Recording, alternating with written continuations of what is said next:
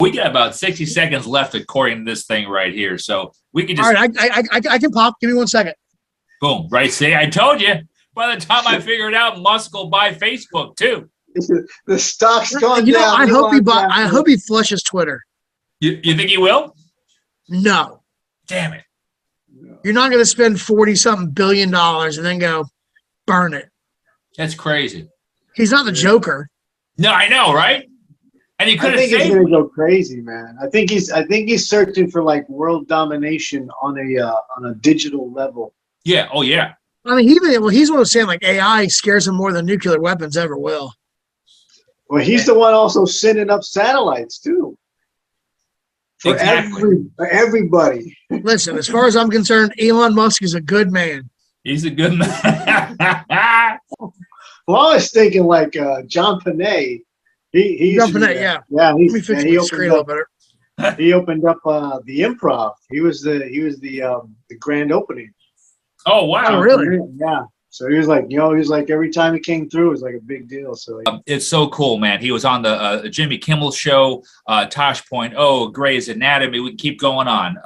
Conan O'Brien, 2015 winner of the Big Sky Comedy Festival, from Florida, moved out to LA. Our guest this week, Chris Cope. Welcome, man. What's up, man? Hey, guys. I'm sweating my ass off right now. You must be in Florida. I'm at my sister's house near Alachua.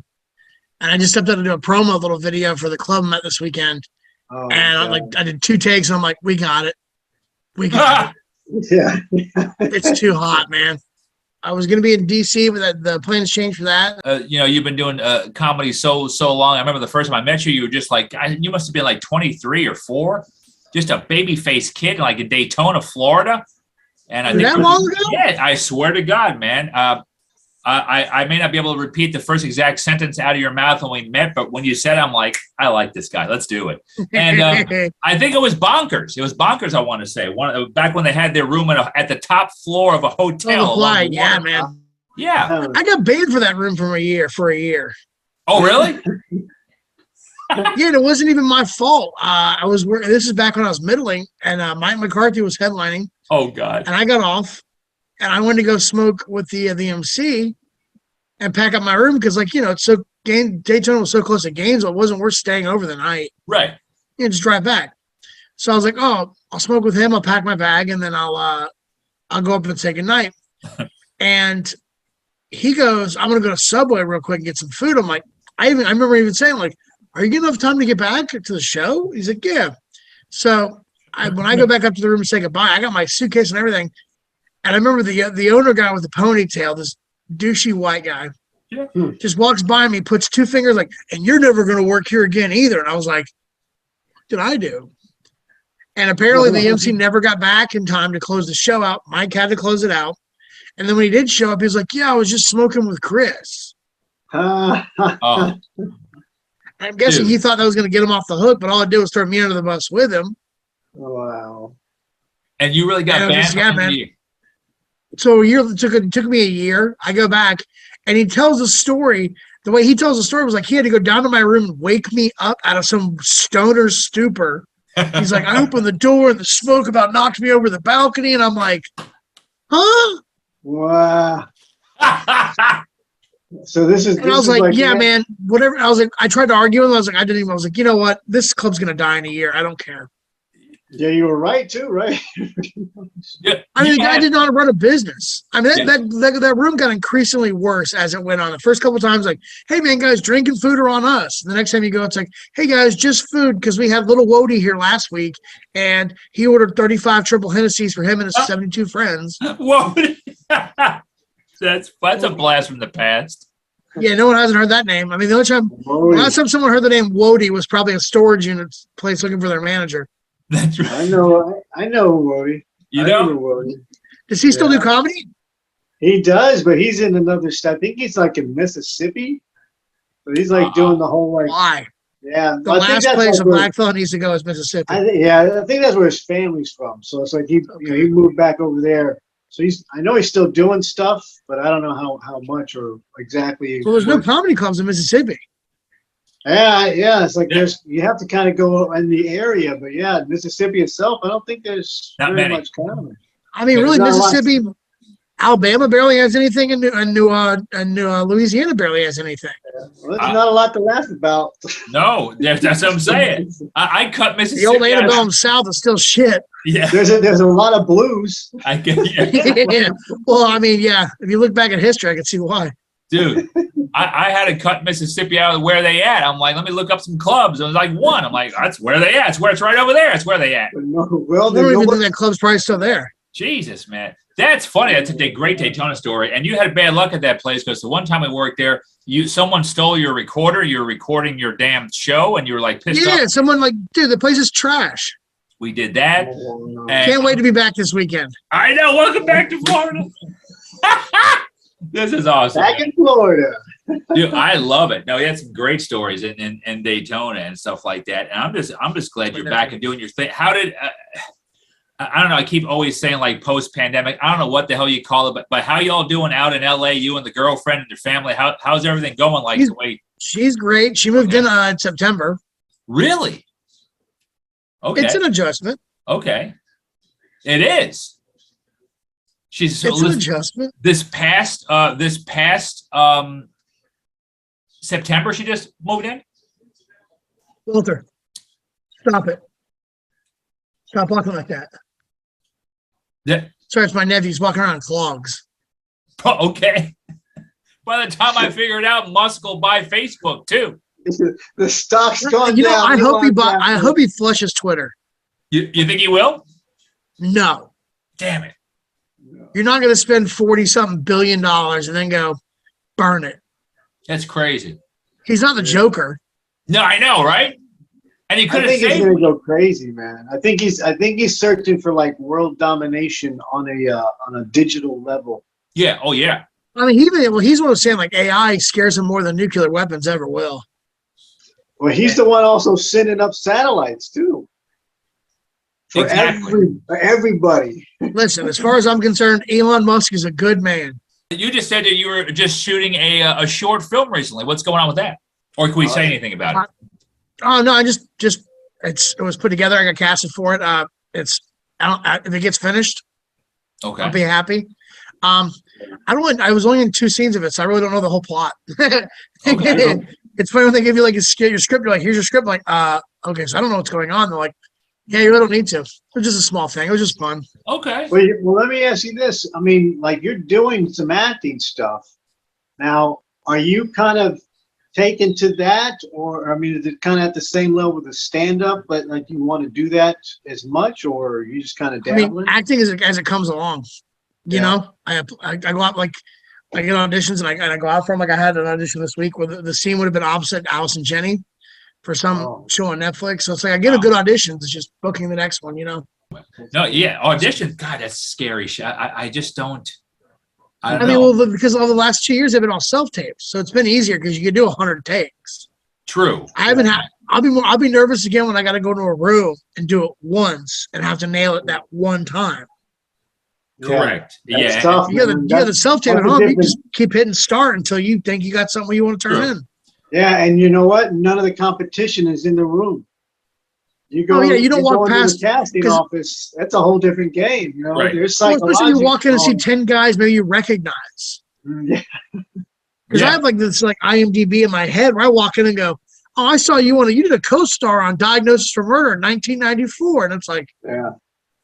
and it's like, you see guys that are like, oh, they're going to probably, I can almost tell you who they're going to go with. Yeah.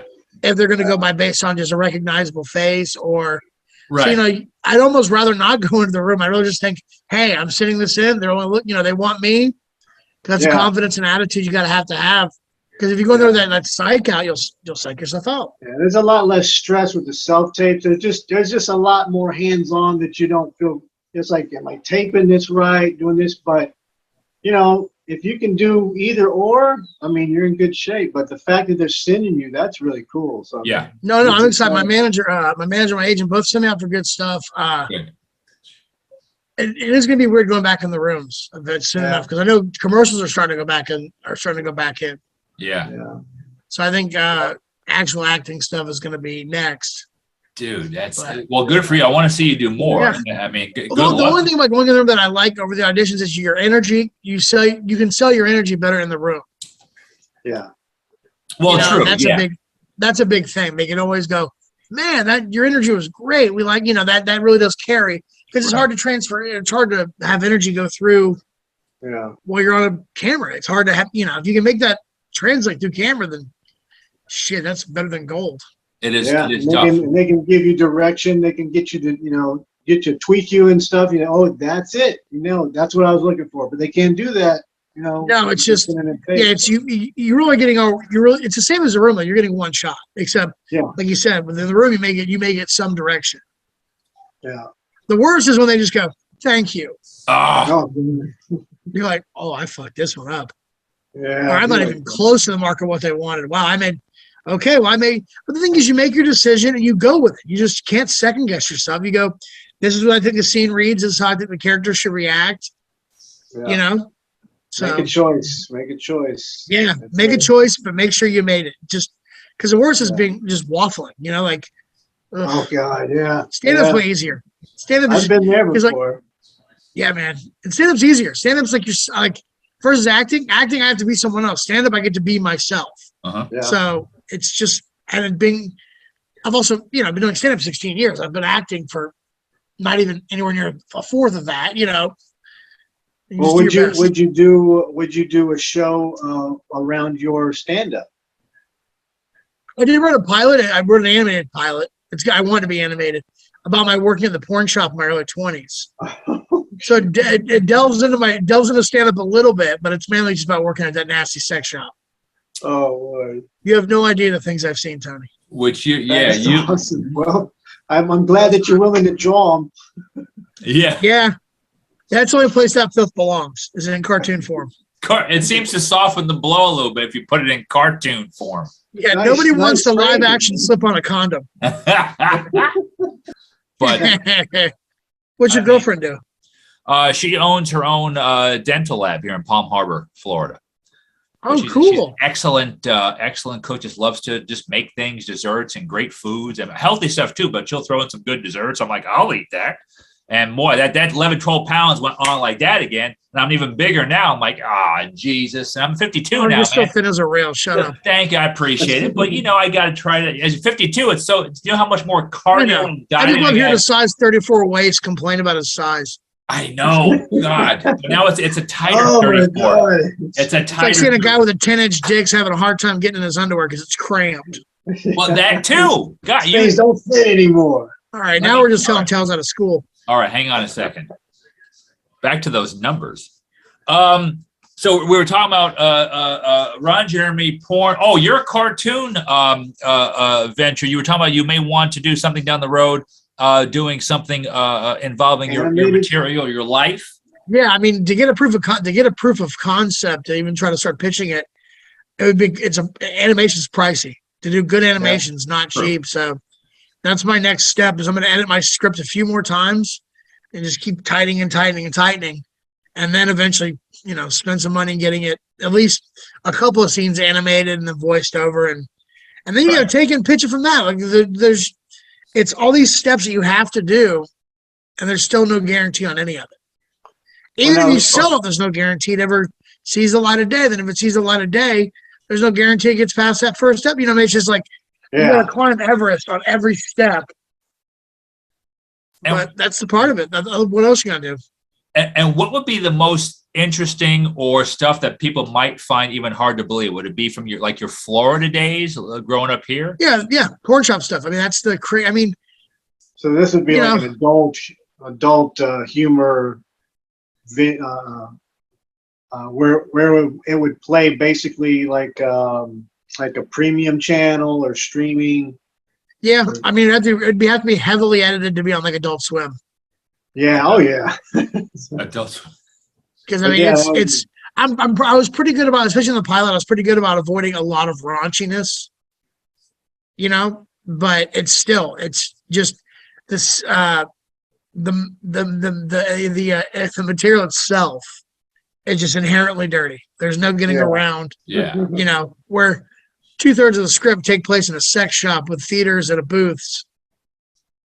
Oh my God. You know. Well, now, do you do the animation yourself, or No, is I'm this gonna have to someone outsource all that. Okay. Yeah. And I mean, yeah, which again, it's gonna be an investment, but it's like if you believe in the project, then you got to get behind it. I mean, I may try like a GoFundMe or something. I may try some sort of crowdsourcing just to alleviate the cost on my end. But Yeah. if not, then I'll do it in my own pocket. I don't got kids. Good. Yeah, that's In cool. for both instances. What can you take the listeners through what just a little scenario of when you started working at the sex shop in Florida? Like, how old were you, and what got you to work at a sex shop?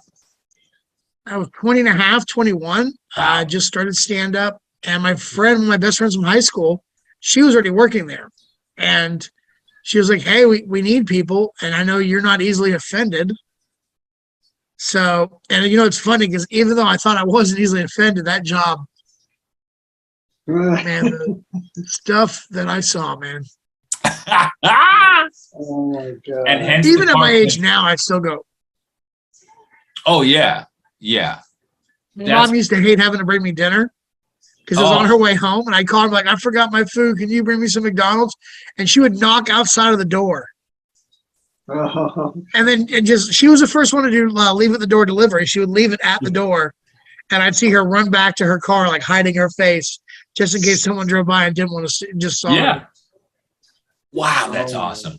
Oh my God, dude. That right there. Get home. Why? You better answer the door next time. I met me out there, but my friends could have saw me. Heaven forbid your friends see you leaving a sex shop. I know. Yeah, I got make them jealous. I got busted once just going to an adult video store, not even buying adult videos back in the day when I was working in radio in Tampa. My girlfriend's guy friend saw me and he thought I was going in there for porn. And I went in there back when they used to have really good incense stuff. I used to burn incense in my house. And he's like, "Hey, man, I think I saw Pat at the adult place the other day." So she asked me, I'm like, I buy incense? She knows I buy incense. Guy, and I'm probably in there getting porn, which I was not at all. Can you just sneak us one little tiny quick anecdote from the shop? Just one, just maybe not a life change. Yeah, there was a guy and his wife were having a gangbang. Okay. And I was trying to make a sale to customers on the retail floor, and the sound, and I had to keep telling the couple that was on the retail floor, like, "Sorry, it's really loud. The DVD's really loud there. I'm gonna have to go in there in a minute and turn it down." And I grabbed the flashlight. I walk in there, and I just like a whisper was like, "You guys need to knock the stuff or keep it low. I'm trying to make a sale out here. I'll shut the whole theater down." And there's like 11 people naked in the middle of having sex. And like it was so hard to like tell strangers, like, "No, that's the TV." It's like, that sounds more like real life. That's Dolby. Yeah, he was in there. He was in there too. Dolby was there. Memorex too. Dude, that's so funny. I'll tell a quick Chris Cope story that you told me a few years ago when you were in town. We had lunch together, and you were mentioning, because we were just talking about adult stuff like this, and you said like you were at a pizza place or something in Gainesville or the Alachua area, somewhere, some small, maybe even the city you're actually from, the small city, and you said you were in this fast food place, and a lady was talking with you, and you thought like she looked familiar or something like that, and you pulled out your phone, and he goes, "I'm going to look her, Tony." He goes, "I'm going to look her up on this escort site." And I don't know how you pulled her up, either by her face or you asked her her first name, something like that, and he pulls her up and goes, "Yep, that's a hooker." No, so you could just okay. I'll tell you that. I'll give this a little more better context. I was in a Domino's waiting for food, and I was a little lit. My buddy, I told my buddy, I'm like, "I'll meet you at my house. I'll get pizzas to go. I'll meet you at my house." So I'm at the Domino's waiting for my carryout, and this woman was in there, and she was asking if there was any orders that were called in but never picked up, that she could buy for a discount. And she just looked like she worked for a living. And I'm just like, my spidey sense is telling me. So I go on Backpage, and I'm scrolling, and I'm like, and I still remember this because it's the only time I've ever done it. And then the ad was called "A Little Piece of Redheaded Fire." She was a redhead, and you could tell you couldn't see her face in the ad, but you could see her body, and I could match it up. Yeah. And I just tapped her on the shoulder and said, "Miss, is this you?" And she looked at me, and her jaw dropped. Oh. Like, who the fuck, how the fuck, who the, what the, so she gets up and she signals me to go outside. She smokes a cigarette. And she's like, so you want to do some business? Basically. I know. I never thought about that. She's like, well, you know what she was doing? She was giving added value to her customer. Like, hey, you know what? When you're done, have a slice. Yeah. Two open box specials. Oh my God. That's good. And folks, I gotta tell you, if you haven't seen Chris Cope live and going to Florida, we're gonna find out where he's gonna be after this and how you can contact him. This is some of the stuff. Some of these things are even new to me, some of these anecdotes. So, but this is what the guy has lived. How old are you right now, Chris? 36. 36. You're still young, and you live the life of a 60-year-old. You've got the stories, you've got the street stories and smarts, for God's sake. And the echogram. You got the echogram. One of the biggest drug lords in Florida. I mean, Chris Cope. I'm sorry, that was embellished, and I apologize. But oh yeah, no, I ran a non-for-profit out of my apartment. It was a 401c3 or whatever that shit was back in the day. No, it was a untaxed 420. 420. Yeah. Yeah, man, it's always going to be working towards a project. I'm always. I use Writer's Duet. Yeah, I use Writer's Duet. It's great. Take it with you. You can use it offline. And I mean, I'll be late at night in a hotel room, just go, I'm gonna start something and just start fleshing out an idea. You know, I'm always constantly thinking of writing's fun. Writing is like a hobby more so than a thing. It's just because you're self-teaching yourself. Yeah, exactly. You only get better. That's the whole thing. It's like it's one of those things you only get better as long as you're doing it. Yeah, you know? Absolutely. And it's fun to just branch. You know, I started writing a Predator sequel. Just out of boredom. Nice. Really? Awesome. I was like, you know what? The only way this is going to get done right is if I do it. Right. That's awesome. You got to do it yourself. It's just fun, man. Cool ones. I have a quick writing question for either one of you, since you both do working on scripts and short films and movies.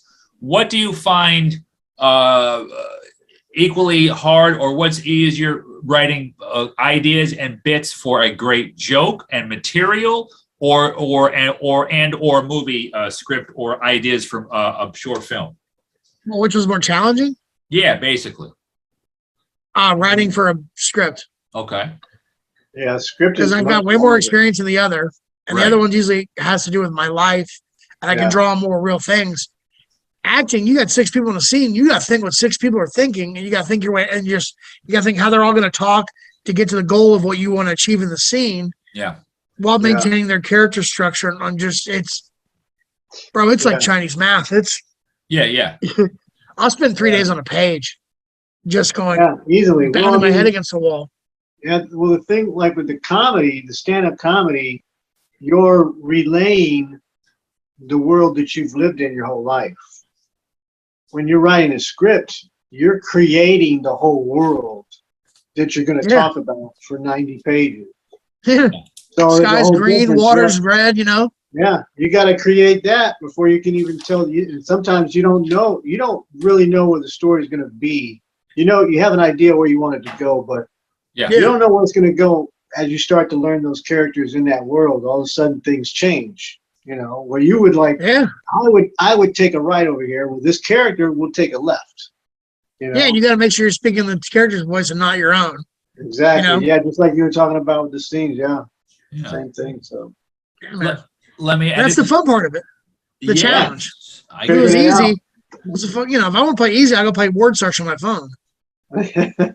Chris, let me ask you this, Chris. What is your favorite genre of actual film or movies? Like, what do you dig you sink your teeth into? What do you like? Gangster stuff, man. I love I watch Goodfellas and Casino 40,000 times. Yeah. There you go. Nice.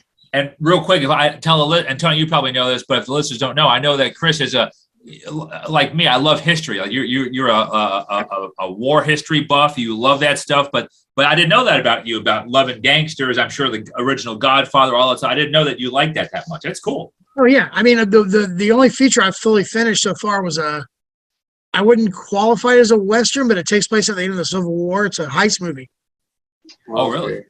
about stealing Confederate gold. Yeah. Okay. Okay. Okay, cool. And I was literally just watching a documentary about gold that disappeared during the Civil War and was like, huh, what would happen after what happened? Well, I can make that story up. Yeah. And I did. Wow. That was mainly how I spent most of my pandemic. I love that stuff because I got a script where I kind of did that too, like something that happened in real life, and then like I did well, what happened to these people? So I was like, well, I'll tell you what happened to them. So yeah, and that's I told the story as I saw it. I was like, this is probably what happened.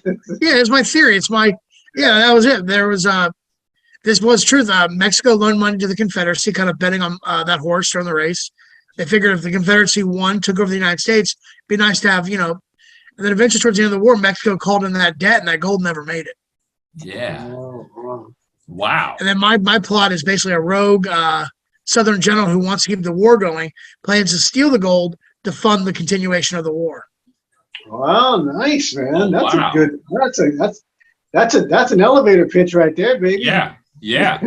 That's it, man. So keep it. Yeah, no, I just Going was like, down. I love history. Yeah. And like, we got to go back and watch I watched like Outlaw Josie Wales, just all these older westerns, and I'm like taking, it's funny because like in movies you can kind of take a little bit here and there, little stuff, Yeah. and kind of sprinkle in. Like you can't do it with stand up, but you can do it with movies where it's like, there's a couple lines. There's in the movie in the script. There's 2 lines where basically I homage Outlaw Josie Wales. Yeah. Wow. I put my own spin on the line, Yeah. but it's like that's my, and like that scene in The Shining where he smashes the door and goes, "Here's Jack," or "Here's Johnny." Except for the "Here's Johnny" line, that's a shot for shot remake or scene shot from a movie, a Swedish movie from the 1930s. Oh wow. Really? I mean, damn near blocking by blocking by block, like everything he does. And Kubrick put it in just as an homage. Now, none of us knew that unless you were a film buff from the 1930s. But Right. I watched the video. That line was improvised. Yeah, by Jack. Yeah. So everything would have been the same if he hadn't said the line there. Yeah. Oh, wow. That's cool. Man, Did you ever see you watched the documentary of that movie? Was it Shelley Long or Duvall? Duvall? Was it Shelley Duvall? Yeah. She damn near quit acting after that. Yeah. Yeah. They terrified her. They would call her room in the middle of the night. They'd scare her more than the other actors. Her hair was coming out. Yeah. There's like a scene where she walks up after a take and is pulling her hair out going, "You're doing this to me." Yeah, I saw that. That's crazy. Yeah. Now, is that the same one? Did you guys see what? In fact, I want to say it was maybe that particular scene where he axes a door and busts through. Before they did the scene, him just like kind of like doing circles in the room and just like making noises and being crazy, like psyching himself, almost like a football player before a game. Yeah, I mean, because if you're going to play completely nuts, you can't just go action and then get into it. You got to kind of psychosomatically get your brain, Yeah. It's funny because the first 10 times I saw that movie was on TV. So like that whole scene where he's in the bathroom getting cleaned up by that waiter guy and all of their dialogue, the first time I saw it on DVD, I was like, oh, this movie's way different than it's on TV. You know what I'm talking about too, right? I think so. They had to be corrected. Right? Yeah, something was going on there. And he drops that N-bomb, and I was like, oh my God. Right, okay. Stanley. That's right. Yeah, because I watched on regular TV as well when I was a kid. Yeah, man. It's so funny. Like, you watch something on regular TV and then you see the real version. It's like, this is so heavily edited, I wouldn't even recognize it. Right. Yeah, that's how we learned about editing. It's like, why is it so I want to different? be the guy that voices over Joe Pesci movies. That guy's got to make money. Oh man, yeah. He just walks into the room and just goes, frick, frack, frudge. Isn't it funny? That's his voiceover demo. That's it. Yeah, man. That scene, like, I remember the first time I saw Lethal Weapon 2 on like TV, it was like, they frick you at the drive-thru. First they frick you, then they frack you. Then you halfway, if you get home, you're fudged. That's what it is. It's true. I can't watch. I can't. Right. It's true. It's the weird. It just. I know they listen have to rap music edited. Oh God. So you know what you do is you listen to an actor that you sound like that cusses a lot, and then do a voiceover demo. It's like, listen, I got this guy covered, man.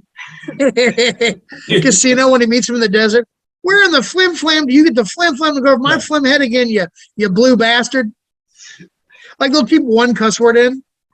Yeah, we're gonna get edgy. Some of them just cut the whole scene. They're like, why are we trying on this? Just cut this. I'm just glad they didn't mute it. You imagine muting Pesci? It's just yeah.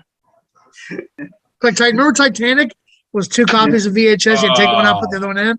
Yeah. God. That thing. That's old school right there. People are like, what are you talking about? 2 pieces of one? Dude, Titanic, 25 years old already. Wow. All right. Can you believe it? Kate, what's her name there? Winslet. Kate Winslet. And your boy there, I can't believe he was such a baby face. She was such a baby face. I love them. I love everything they do. You know, it's funny. On the boats, I tell the audience that I have a case of emergency. I have what I call the Billy Zane protocol, which is basically I put a woman's dress on and find the nearest child, sneak onto a lifeboat. The captain, all inclusive. That's right. The captain has to go down with the ship, not me.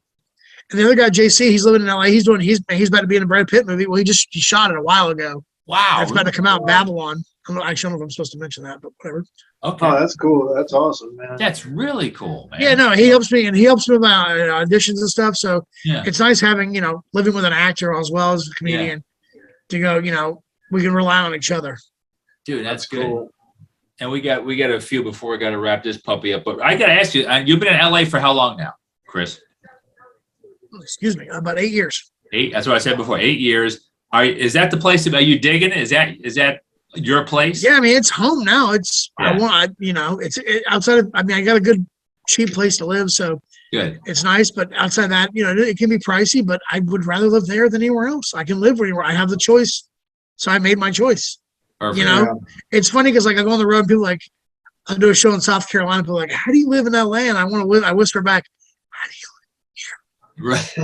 Right. That's true. It's like you got to be on pretty much of a high horse to be like, I mean, I could never live there. And it's like, well, then just tell me you're afraid. Yeah. Right. That's it. Yeah. That's it. That's funny. No, I didn't go there to shit on where you're from. Please don't shit on where I live. Right. Yeah. Yeah. It's so funny. Yes, it's funny because it's only the people that live in states with terrible history where they're like, yeah, I couldn't live there. It's like, well, you're right. I should live here where they invented lynching. Yeah, they question everybody else. Yeah. I come back to Florida and help burn some math books if you guys want. Right. There's one place I know I can't live. You're not going to learn education in my state. That's right. Dude, I went to Anchorage, Alaska for a couple of weeks in December. The girlfriend took me out there. That's one place I think I could honestly say, beautiful place. I think it was covered by snow. I'm going to do a carnival cruise to Alaska soon, hopefully. I want to go up and check it out. But that's a place I'm like, I'll visit it. Yeah, it's beautiful. Exactly. I mean, I felt that way about New York. When I went to New York City, I've been there a couple of times. Each time I go, I'm like, I want to leave by the end of it. I'm done. Yeah. Yeah, they're different environments. It's like, it's cool to go and check out. But I'm not shitting on anyone that lives there. I just go, that's where that's where your heart feels like it's home, then who am I to tell you any different? Exactly. Yeah. Gotta go your own speed, man. That's true. Oh, and you kind of told us in a way roundabout what's the future hold for you, man? Like what do you see down the road you want to do? Or be it. I mean, I want to keep doing what I'm doing. I want to keep pursuing my dream. And if I pay my bills through stand-up, so I'm living my dream in that respect. But I just want to keep seeing what's around the corner, what's next. I'm not going to, doing cruises is fun, but it's kind of a means to an end, and it's just more money and less. I make more doing cruises, and I can do less clubs. I have to spend less time on the road, more time in LA auditioning, more time just going after things that make me happy. Right. At one time, you actually said, man, he goes, you know what, I'm good. I had my time in comedy. I don't know if I want to do this anymore. I'm like, oh, don't say that. Please don't say that. But I mean, you just get bummed out for a minute because you don't know what the future held in that moment. So, I mean, I always say this: if you don't think about quitting, then you're not doing it hard enough. Yeah, exactly. That's a great point right there. That's perfect. Yeah, exactly. If you're not doing it right, never thought about quitting. You haven't worked hard enough at it. Yeah. You know, you haven't been on your knees crying in a hotel room going, what the fuck am I doing wrong? Right. You know? You can try standing up. All right. It's been done. No, those are prayerful tears. Right. Please, blonde-haired, blue-eyed, white Jesus, please. Right. Please. It's true. African white Jesus, please. African white. It's true, man. No, you're right though, man. Just when you're just alone and you're going, especially if after a few cocktails and you're like, man, I just. But do I want to work for $10 an hour doing something else, or what? $15? I don't know what I want to do, but I don't know if this is right. But then you have good times and good shows. You see your friends. We do stuff like this, and I love this. I love this. Yeah, man, brings you back. You know, this is great. And then my dates drop off as I'm waiting for a bunch of cruise stuff, so I'm waiting to fill that with the high seas. Good, man. Good. Get it? That's awesome. Yes, I know. That's what my man does. I like Awesome. that. Cool. I'm gonna go take my little nephew for a walk. Good. You do All right, that. hey, we'll definitely get together on some of this film stuff, man. Yeah, man. Reach out whenever. I'm down. Definitely, brother. I like that. All right, guys. Chris Cope, man. Well, we got about 60 seconds left according to this thing right here. So we can just All right, I can pop. Give me 1 second. boom, right? See, I told you. That's old school right there. He can do it too. Twice. I'm the Ron Jeremy of my generation.